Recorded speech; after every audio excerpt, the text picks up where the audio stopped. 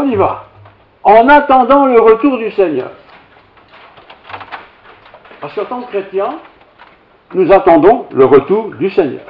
C'est qu'il est parti, qu'il est monté au ciel. La Bible nous raconte comment. Ceux qui étaient là l'ont vu s'élever dans le ciel. Et puis un ange est venu dire, ne restez pas là. De la même manière que vous l'avez vu partir, de la même manière il reviendra. Et il reviendra un jour. Et la Bible dit même, un jour on ne s'y attend pas. Ce sera la surprise.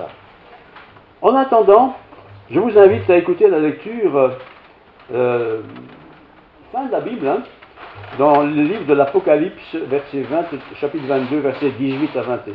Apocalypse 22, 18 à 21. L'apôtre Jean, qui est l'auteur de ce livre, dit ceci. Je le déclare, c'est une déclaration, je le déclare à quiconque entend les paroles de la prophétie de ce livre, le dernier livre de la Bible, l'Apocalypse en particulier. Donc je le déclare, si quelqu'un, n'importe qui, si quelqu'un y ajoute quelque chose, Dieu le frappera des fléaux décrits dans ce livre. Il n'y a rien à ajouter, comme il n'y a d'ailleurs rien à ajouter à la Bible. Et si quelqu'un retranche quelque chose, des paroles du livre de cette prophétie, sanction de Dieu, Dieu retranchera sa part de l'arbre de la vie de la ville sainte décrite dans ce livre. Celui qui atteste ces choses, c'est Jean. Oui, je viens bientôt. Amen. Viens Seigneur Jésus, que la paix et la grâce du Seigneur Jésus soient avec vous tous. On n'a rien à ajouter à la Bible, on n'a rien à retrancher. 66 livres, Ancien Testament, Nouveau Testament compris, 66 livres. Écrits à des époques différentes, mais écrits de la part de Dieu à toutes les nations et également à nous en ce temps de la fin. Il n'y a rien à ajouter, dit le texte, il n'y a rien à retrancher. On n'a pas besoin de bibliothèques énormes, on n'a pas besoin de savants qui savent tout expliquer pour expliquer ce que dit Dieu. Tout ce que nous devons savoir en tant que personne humaine, et en particulier si nous sommes chrétiens, se trouve écrit dans la Bible. Et l'Apocalypse est quelque part la conclusion de tout ce qui a été écrit depuis la Genèse au fil des temps et des années. Rien à toucher, à retrancher, rien à ajouter. Et quand quelqu'un dit « Dieu m'a dit », méfiez-vous. Méfiez-vous. Quand quelqu'un pense que Dieu m'a dit, j'ai rêvé et Dieu m'a dit, méfiez-vous. Parce que Satan, le séducteur, aime séduire, aime attirer. Il n'y a rien à ajouter, il n'y a rien à retrancher. Nous avons le grand privilège de tous savoir lire aujourd'hui. Nous avons la Bible, les grands formats, petits formats, on a ça en audio, machin et tout ce qu'on veut. Il suffit d'écouter ou de lire et d'essayer de comprendre ce qui est écrit. Et le rôle d'un prédicateur, c'est à peine ça, hein. C'est pas inventer des histoires, c'est pas consoler les gens par des histoires qui ne sont pas dans la Bible, c'est parler de la parole de Dieu, la partager et parfois de l'expliquer, bien sûr. Il n'y a rien à ajouter, il n'y a rien à retrancher. Ça ne veut pas dire qu'on ne fait rien. Ça ne veut pas dire qu'on a une Bible dans l'armoire et elle est là pendant 20 ans.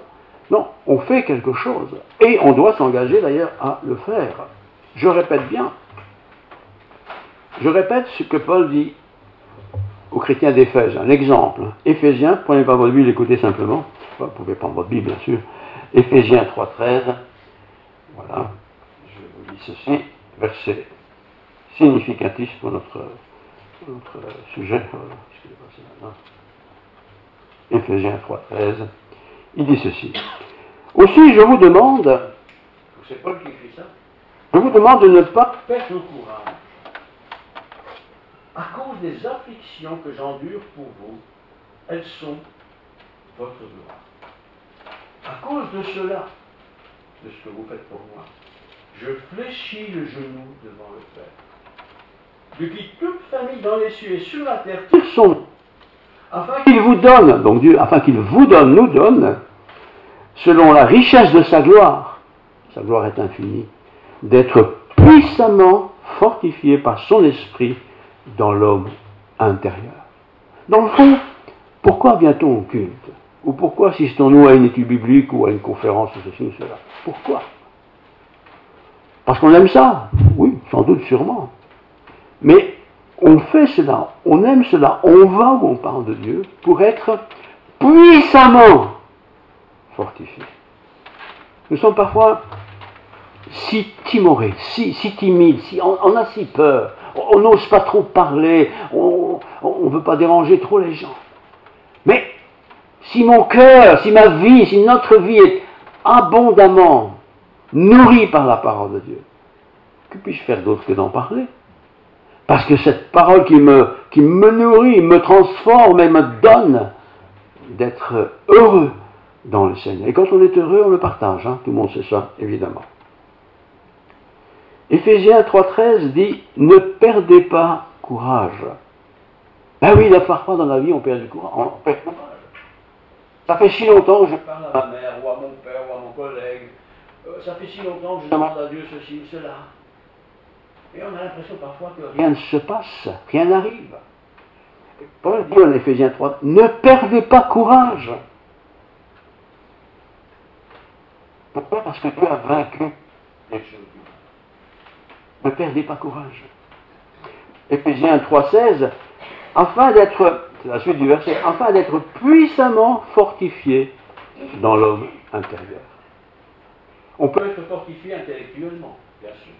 On peut être fortifié parce qu'on est sympathique ensemble, on chante et tout ça, très bien. Mais être puissamment fortifié dans notre homme intérieur, dans notre être intérieur, ça, la société ne peut pas nous le donner. L'école ne peut pas nous le donner. La philosophie ne peut pas nous le donner. Seul le Seigneur peut nous le donner. Et c'est pourquoi nous aimons la parole de Dieu. C'est pourquoi nous lisons cette parole de Dieu. C'est pourquoi nous l'écoutons. C'est pourquoi, bref, on s'en préoccupe en attendant le retour du Seigneur. La parole de Dieu, mon courage, me fortifie, m'inspire, me donne de l'audace, me donne du courage pour affronter les situations parfois difficiles de la vie. Donc Éphésiens 3,13, ne perdez pas courage, chapitre 3, verset 16, afin d'être puissant, il ne faut pas perdre courage, afin d'être puissamment fortifié dans l'homme intérieur. C'est pas avoir beaucoup de muscles, mais dans notre homme intérieur, notre être intérieur. L'homme, c'est l'humain ici. D'être puissamment fortifié. Alors on vient au culte, pas parce que c'est la tradition, mais on vient pour être fortifié. On lit la Bible pourquoi? Pas pour lire la Bible, mais pour être puissamment fortifié. On apprend des choses par cœur, pourquoi? Pour être puissamment fortifié. Le chrétien ne doit pas être mou, il ne doit pas être gnangnan, il ne doit pas être je ne sais pas, oui peut-être, enfin on va voir. Non, on doit vivre sous de l'assurance. Mais l'assurance, on la trouve dans la parole de Dieu. Écouter du blabla, ça ne sert à rien. Mais écouter Dieu à travers de sa parole, ça nous donne d'être forts. Et quand on est fort, on peut affronter des choses de la vie qui peuvent bien sûr nous arriver. Frères et sœurs, nous sommes tellement soigneux concernant les choses extérieures. Par exemple, ce matin, je suis sûr que tout le monde s'est lavé. On s'est lavé pour être propre. Cette semaine, certainement, toutes les mamans du monde ont nettoyé un peu la maison pour qu'elle soit propre. On doit être fortifié pour se laver soi-même, spirituellement. Et la parole de Dieu, ce n'est pas simplement avoir des connaissances, c'est pour être sanctifié, se laver, se décharger, se dégager de tout ce qui est mauvais. C'est pas simplement je suis bon et moi je suis quand même quelqu'un de bien, il y a des tas de gens bien dans le monde, hein, mais c'est d'être purifié par l'œuvre du Saint-Esprit au travers du sacrifice de Jésus-Christ, afin d'être des témoins fidèles de la grâce de Dieu. On se lave dans la vie, on se parfume, on se fait beau et belle, on se fait sympathique, on se vêtit avec des vêtements plus ou moins agréables. Ça, c'est l'extérieur. Mais notre être intérieur a besoin aussi de ce perpétuel entretien. Et c'est pourquoi, dans le fond, on se retrouve. Bien sûr, on vient au culte pour adorer Dieu. C'est vraiment le but du dimanche. On est là pour louer Dieu. C'est le culte. Mais si je vais à l'étude biblique, c'est aussi pour apprendre. Quand je lis ma Bible, c'est aussi pour apprendre. Quand je lis un commentaire sur un texte ou l'autre, c'est aussi pour apprendre. Apprendre. Pour que ma vie, celle de tous les jours, se transforme de gloire en gloire. Alors, bien sûr, on prend soin de notre corps. Je suis certain, ce matin, tout le monde s'est lavé un petit peu. On a pris une douche, voilà, on est tous propres, on a mis des propres pour les dents, très bien. Bon.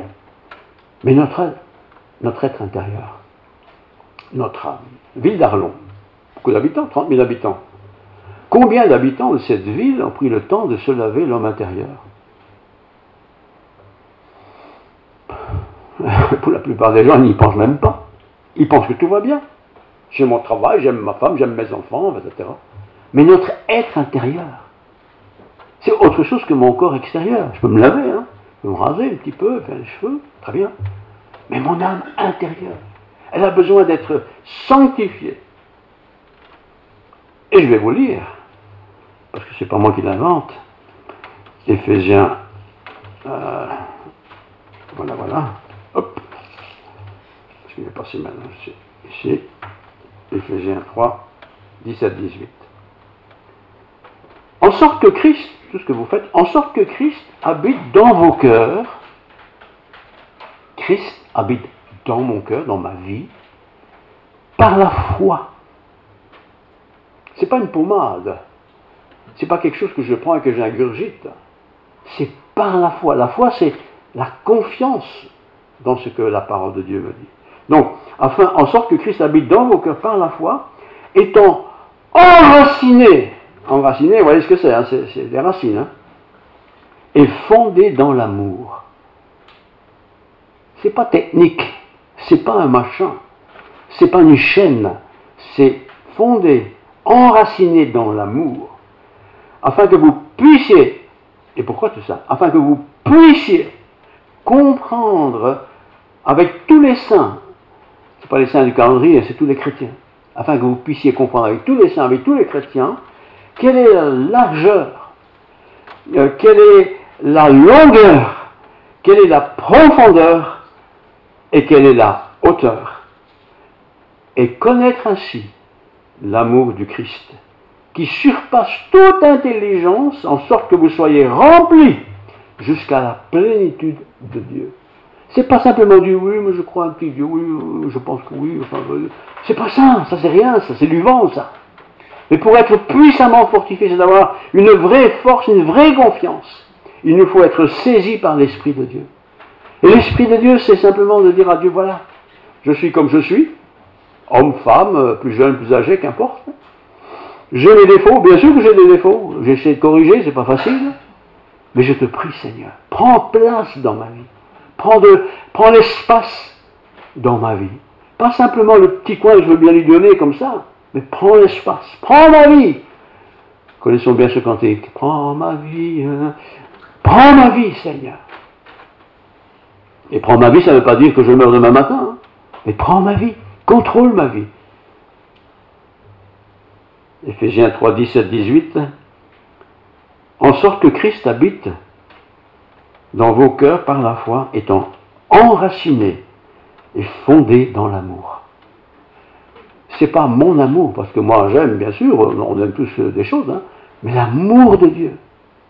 L'amour de Dieu qui prend place, qui s'enracine chez moi, et par conséquence, cet amour de Dieu en moi fera que j'aimerai aussi mon prochain comme moi-même. Oh, pas en 5 minutes, hein, faut parfois beaucoup de temps, mais la foi grandit, l'amour grandit aussi. Et que vous puissiez comprendre avec tous les saints, donc tous les chrétiens, quelle est la largeur, la longueur, la profondeur et la hauteur, de connaître l'amour de Dieu. On est ensemble ce matin, pourquoi? Parce que ça se fait? Non! On est ensemble pour apprendre de Dieu, afin que ce que nous avons appris aujourd'hui, ou que nous allons retenir, eh bien, participe à l'épanouissement de la vie que j'ai en Christ. Et ce n'est pas une question de faire et de défaire. C'est une question de laisser Dieu, par son Esprit Saint, au travers de sa parole, prendre place dans mon âme. 3.17, enraciné est fondée dans l'amour. L'amour de Dieu. L'amour de Dieu, l'amour du Père. Comme un père normal aime ses enfants, et une maman par-dessus le marché aime ses enfants. Mais nous sommes des humains avec nos limites. Mais Dieu nous aime. Et si parfois vous avez l'impression d'être dans la semoule, qu'il n'y a rien qui bat, mais Dieu il m'aime. Alors s'il m'aime, il ne va pas me laisser là. Comprenez? Il va intervenir, il va agir d'une manière ou d'une autre. Et il va agir. Comme une maman ne va jamais laisser son enfant malade, il est content, elle va attendre, ça va passer. Non! Elle va s'en occuper. Elle va s'en préoccuper. Elle va l'entourer. Comme toutes les mamans du monde, tous les papas aussi. Et surtout les mamans d'ailleurs. C'est ça aussi Dieu avec nous. Et il nous connaît tous, hein. Il n'y a pas de problème, il nous connaît tous. Il sait qui nous sommes, comment nous sommes, il nous connaît bien. Alors Ephésiens 3,19, je vous lis, et connaître l'amour du Christ qui surpasse, ça dépasse tout, qui surpasse toute connaissance. On a beau tout savoir sur tout, l'amour de Dieu surpasse tout ça, en sorte que vous soyez remplis jusqu'à la plénitude de Dieu. Admettez avec moi que nous sommes croyants, probablement nous sommes tous croyants ici, certains le sont un peu, d'autres un peu plus, qu'importe, mais nous sommes limités. Nous sommes limités parce que nous pratiquons cet amour pour Dieu un peu à la même manière que nous pratiquons cela pour les humains. Ah, je t'aime ma chérie, demain tu ne l'aimes plus trop là. C'est pas possible ça, Dieu n'est pas comme ça. Dieu m'aime intensément tout le temps. Tout le temps. Et il aime des millions de personnes. Et il nous invite à l'aimer aussi, de cette manière-là. Aimer Dieu, c'est pas simplement un sentiment. Oui, j'aime Dieu, moi je suis croyant, bon j'aime Dieu, j'entends ça souvent, hein. Mais c'est rien ça. Moi j'aime aussi le glacier quand il passe avec sa glace, hein. Et j'aime aussi le boulanger avec son pain. Mais ça ne change pas mon existence, à part que je vais manger son pain ou laisser sa glace. L'amour de Dieu, l'amour de Dieu. Et l'amour de Dieu, c'est pas simplement une émotion. Dieu m'a parlé. C'est pas ça non plus. Pas seulement ça. C'est aussi pas ça. C'est plus que ça. Ce n'est même pas par une pensée positive. Ah, oui, Dieu existe, c'est sûr qu'il existe. Ah oui, Dieu, tu existes, merci parce que tu existes. Ça, c'est une espèce de conviction qu'on veut s'attribuer. Non, c'est autre chose. L'amour de Dieu, pour moi, c'est autre chose. Il n'est même pas parce que je suis cool et sympa, parce que je suis ce que je suis, non. Il m'aime parce que c'est dans sa nature de m'aimer. Et il me demande aussi de l'aimer notre prochain. Colossiens 2, 6, 7, c'est Paul qui écrit ça, il dit ceci. Ainsi donc, comme vous avez reçu Jésus-Christ, ça s'adresse à des gens qui ont reçu Jésus-Christ, c'est écrit ça. Ainsi donc, comme vous avez reçu le Seigneur Jésus-Christ, marchez en lui. Marcher, c'est avancer. Marcher en Jésus-Christ. C'est pas dans l'église protestante évangélique rue du Temple, hein. C'est pas dans l'église X ou Z. Ce sont des églises humaines. Mais, ainsi donc, comme nous avons reçu le Seigneur Jésus-Christ, première question, est-ce que j'ai reçu le Seigneur Jésus-Christ? Quand je dis j'ai reçu quelqu'un chez moi, ça veut dire que j'ai laissé entrer chez moi. Hein. Marcher en lui. Marcher en lui. Pas marcher au nom d'une église X ou Z. Là, je suis catholique, je suis protestant, je suis évangélique, tout ça c'est très bien, mais c'est pas dans ça qu'il faut marcher. Ça, ce sont des pratiques. Hein. Étant, et c'est ça qui est essentiel maintenant, étant enraciné et fondé en lui et affermi par la foi. La foi, c'est de croire ce qu'on ne voit pas. Mais on a confiance que c'est ça. Donc j'ai la connaissance, j'ai accepté cette œuvre du Christ. Moi, j'ai jamais vu Christ. J'étais pas là quand ils l'ont crucifié, j'étais pas là quand ils l'ont ressuscité, mais on parle de lui. Je crois tout ça, mais j'ai besoin d'être fortifié, d'être rassuré, d'être convaincu. Je le suis comment? Par l'Esprit Saint. Donc je relis le verset. Étant enraciné et fondé en lui et affermi par la foi. J'ai confiance dans cette parole. D'après les instructions qui vont été données et abondées en action de grâce. Donc ces paroles qui ont été données, c'est ce qu'on trouve dans la Bible, hein, parole de Dieu Ce ne sont pas simplement des textes de philosophes ou de penseurs, c'est parole de Dieu. Et au plus je lis cette parole de Dieu, au plus je l'aime, au plus je me l'approprie, au plus ma foi en Dieu augmente. Les circonstances de la vie sont parfois moches, très moches. Il y a parfois des bagarres, il y a parfois de la haine, du mépris, il y a tout ce qu'on veut. Mais l'amour de Dieu, ça c'est grandiose.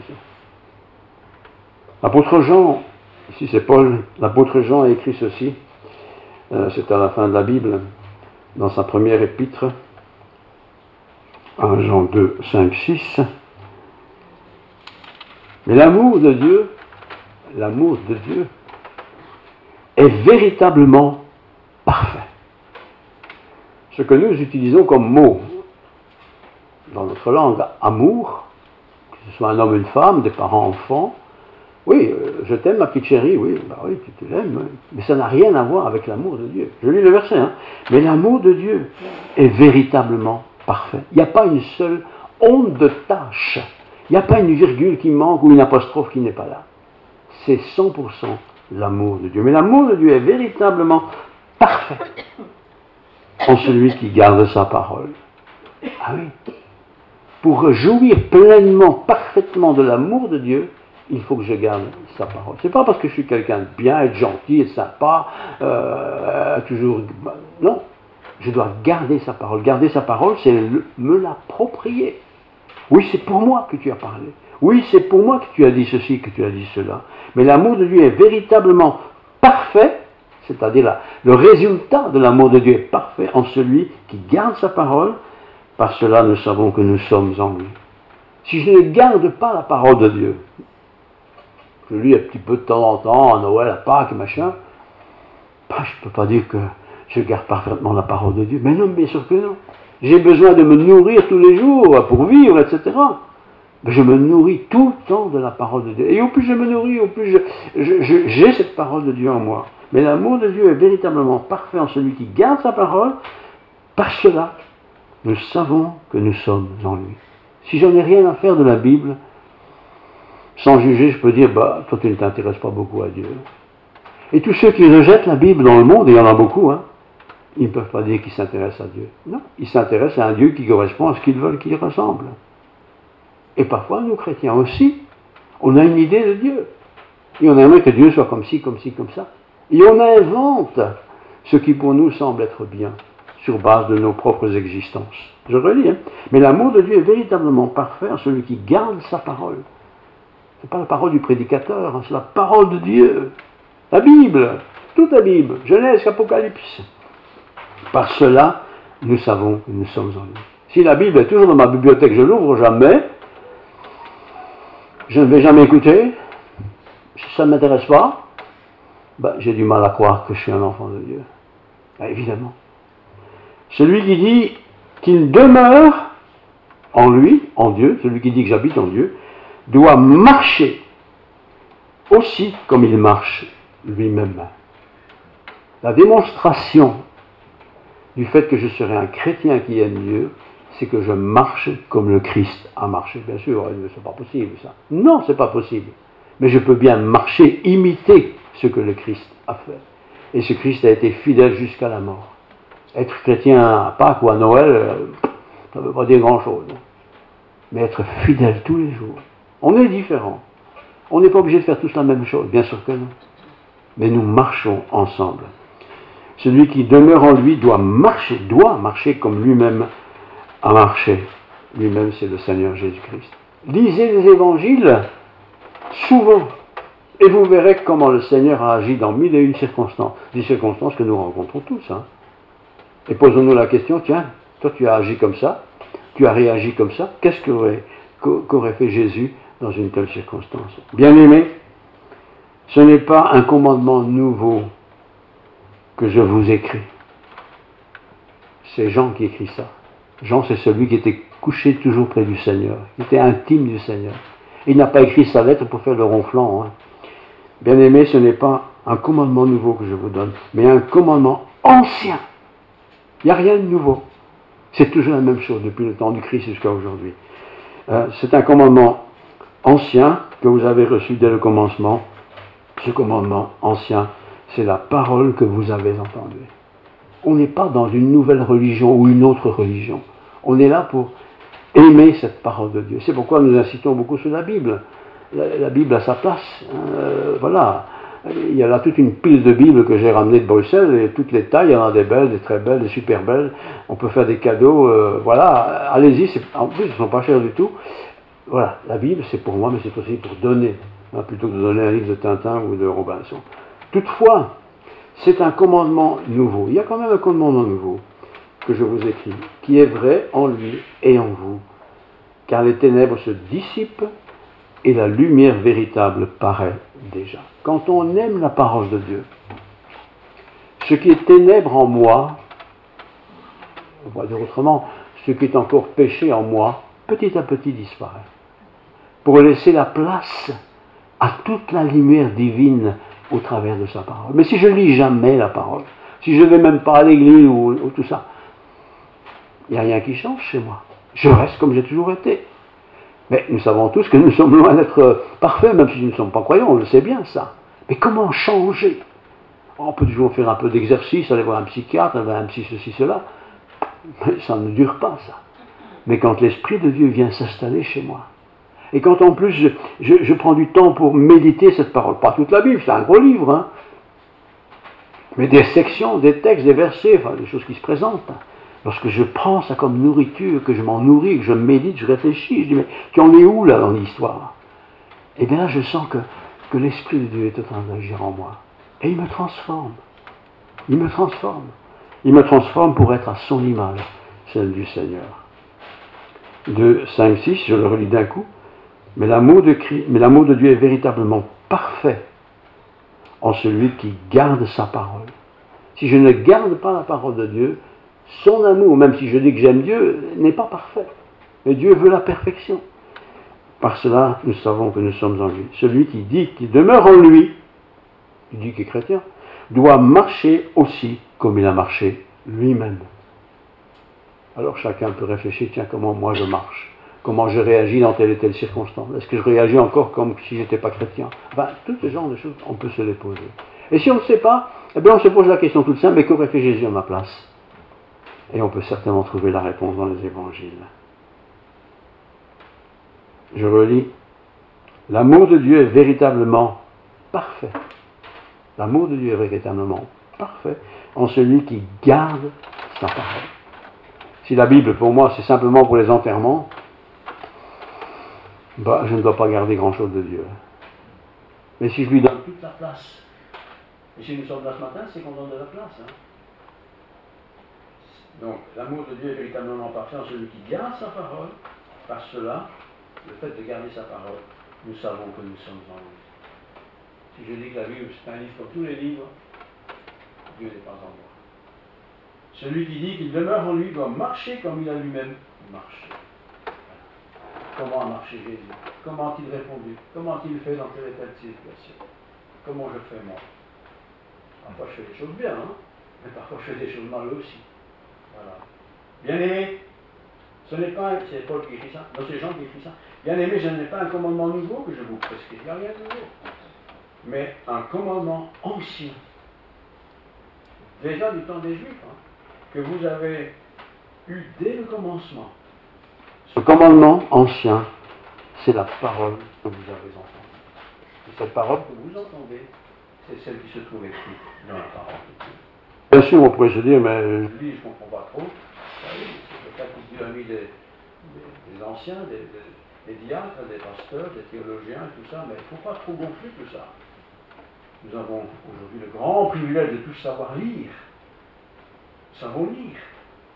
Et il y a des traductions, d'ailleurs, je vous ai lu de psaume 23, si vous avez été attentif, c'est un peu différent. C'est une nouvelle version en français courant. Donc tous les mots, grand caractère, parce que c'est un peu miro. Parce que bon, parfois il y a des mots compliqués qu'on ne saisit pas tout très bien. Mais parfois on veut changer dans le Bible et la lire autrement. Hein? Et c'est la parole de Dieu, ça n'a pas du bien. Alors conclusion, gardons sa parole. On se débarrasse parfois de tas de choses qui ne servent plus à rien, mais s'il vous plaît, pas la parole de Dieu. En attendant son retour, parce que le Seigneur a promis qu'il reviendra un jour alors qu'on ne s'y attend pas. Eh bien, attachons-nous à la parole de Dieu. Vivons en communion fraternelle avec d'autres chrétiens. Mes amis ne peuvent pas simplement être des amis. Il faut que j'ai des amis chrétiens. Pas que les chrétiens non plus. Hein? Sanctifions-nous. Sanctifier, c'est devenir plus saint. Avec une auréole de la tête, là je suis un grand saint. Mais c'est sanctifier, plus ressemblant à Dieu. Débarrassons-nous du vieil homme, comme dit la parole de Dieu. Le vieil homme, c'est ma nature sans Dieu, qui parfois prend encore le dessus. Voilà. Je dois me débarrasser de ça, pour laisser toute la place à Dieu. Et Dieu en moi, ça se voit. Je ne dis pas moi pour dire que moi ça se voit, mais c'est l'exemple. Quand Dieu est en moi, ça se voit. Je parle autrement, j'agis autrement, je réagis autrement. Et de temps en temps, je me casse la figure. Ben oui, je demande pardon à Dieu. Et si j'ai offensé quelqu'un, je lui demande pardon et je regrette de l'avoir fait. C'est aussi ça la piété chrétienne. Notre vieil homme, on ne lui a pas coupé la tête, mais il est encore parfois là. Et parfois, on lui donne un peu trop d'espace. Et il reprend le contrôle de ma vie. Alors là, je dis non. Je reviens vers le Seigneur. Prions. Seigneur, merci pour ta parole. Ta parole est vérité, les chemins, les vies. Nous ne vient au Père que par toi, Seigneur. Et cette parole, cette Bible, Ancien Testament, Nouveau Testament, tous ces livres sont là pour notre instruction. Donne-nous de lire et de relire et d'apprendre, de découvrir, de corriger, bien sûr, toutes sortes de choses de notre vie, afin que nous soyons ressemblants à ce que toi tu étais lorsque tu étais sur la terre. Accompagne-nous, Seigneur, mais tu nous accompagnes déjà, c'est ta promesse. Fais-nous du bien, Seigneur, que nous puissions aussi être des propagateurs de bien autour de nous. Aimons-nous les uns les autres. Et si quelqu'un est maltraité, qu'il pardonne. Tu le sais, Seigneur, tu pardonnes aussi. Que la grâce de Dieu, la paix du Christ Jésus, la plénitude de l'Esprit Saint soit avec nous tous. Que nous passions une belle semaine par ta grâce. Au nom de Jésus-Christ, nous te prions. Amen.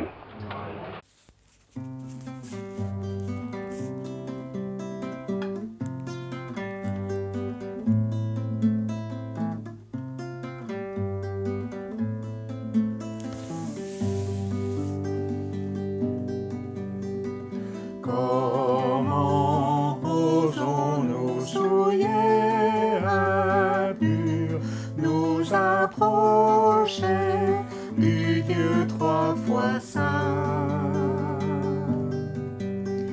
Sa loi exige la perfection. Comment purifier nos cœurs, nos mains? C'est par la croix où il s'est donné, et par son sang qui lave nos péchés, par sa justice comptée pour nous. En Jésus nous tenons debout. Comment pouvons-nous, peuple fidèle, vivre avec Dieu en intimité? Chaque jour nous le déshonorons. Comment nos fautes sont-elles pardonnées? C'est par la croix où il s'est donné, et par son sang qui lave nos péchés, par sa justice comptée pour nous. En Jésus nous tenons debout. Comment persévérer dans la foi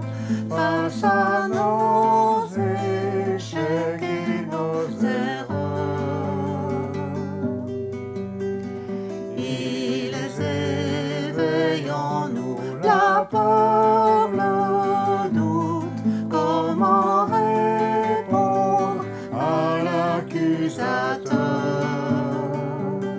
C'est par la croix où il s'est donné, et par son sang qui lave nos péchés,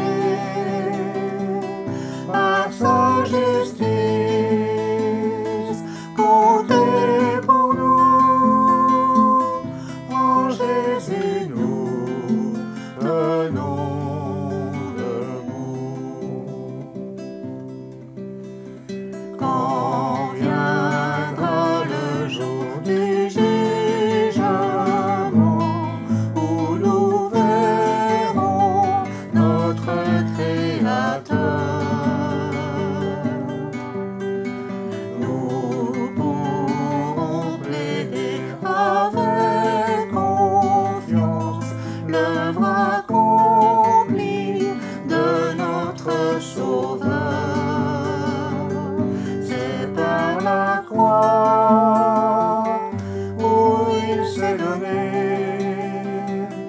et par son sang qui lave nos péchés, par sa justice